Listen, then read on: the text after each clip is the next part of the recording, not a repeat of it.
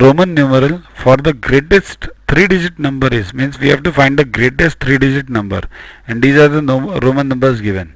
Now we will have to know the Roman numbers first.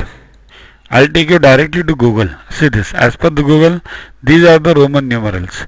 Means I, V, V is 5, X is 10, L is 50, C is 100, D is 500, and M is 1000.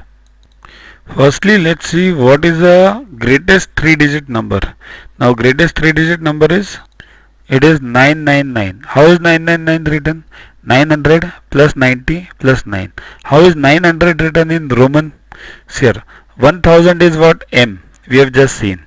And 100 less than M.